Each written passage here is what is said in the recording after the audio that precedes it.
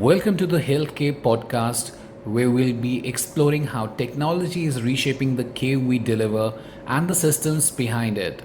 I'm your host Nishad, and today we are going beyond the ERP implementation into the real wins and underrated woes of hospital digitization. So, coming to the very first thing, let's see why hospitals turn to ERP. Let's start at the beginning. What basically drives hospitals to adopt ERP systems? Well, the answer is simple, but with complexity. Most of the hospitals are basically juggling between managing patient records, billing and insurance claims, pharmacy stocks, lab and radiology workflows, appointments and admissions, HR and payroll, compliance and reporting, and whatnot. They're trying to manage this manually or with disconnected systems, and it is just like running a marathon in sand. So, ERP systems promise a single, unified platform to streamline everything from OPD scheduling to surgical inventory. They offer better visibility, faster decision making, and cost savings. Sounds perfect, right? Well, not always. Now, let's see the wins. What ERP gets right? First of all, let's give credit where it's due. When implemented well, an ERP system in hospitals deliver major improvements like real-time patient management, so there's no more chasing physical files. Doctors and nurses access updated records instantly from admissions to diagnostics. Billing and claims accuracy.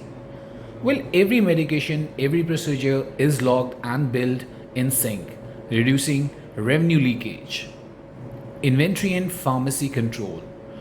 They have automated stock alerts and expiry management reduces medicine wastage significantly.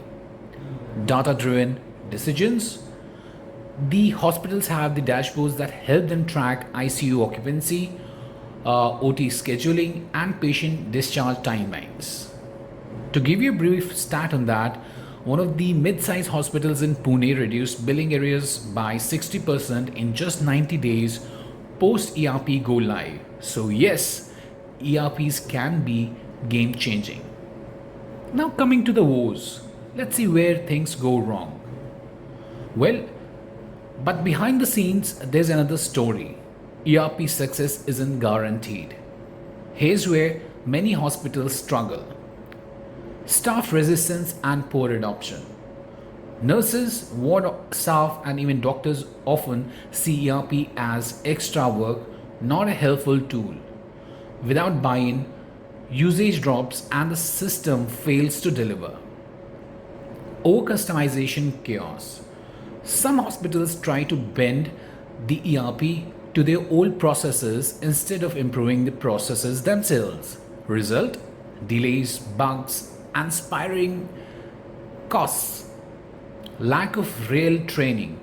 A 1 week training session isn't just enough for the people that work in the hospital arena. ERP systems touch every department with continuous support, which is the main key factor. Integration nightmares. Existing lab machines, old packs, or separated HR tools may not sync well with the new system. Well, it's not the software, it's the planning and the people that make or break an ERP rollout. Now, let's see what successful hospitals do differently. So, what separates ERP success stories from horror stories? Well, they audit workflows before buying tech, and they map how things work today and how they should work before jumping into features and vendors. They appoint internal champions, someone from the IT or the operation who owns the ERP transition and communicates clearly across teams. They phase out the implementation progress, starting with core modules like patient management or billing, and then expanding gradually. They train continuously. Think ongoing workshops, not just one time demos. Let's see a real world example.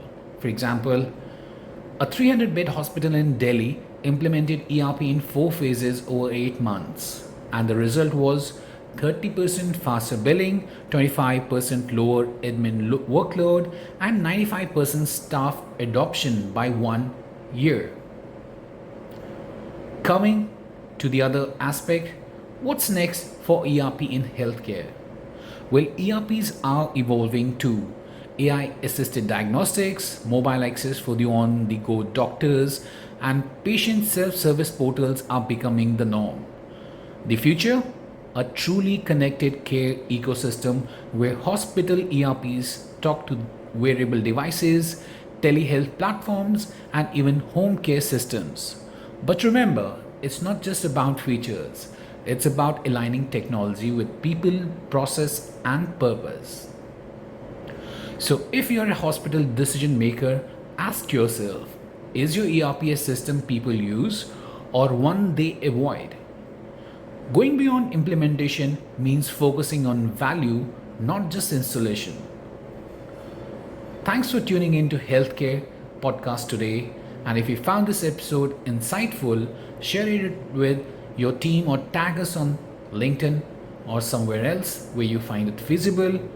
And for consulting or implementation support, feel free to reach out to us, and we are here to help you make digital healthcare a reality.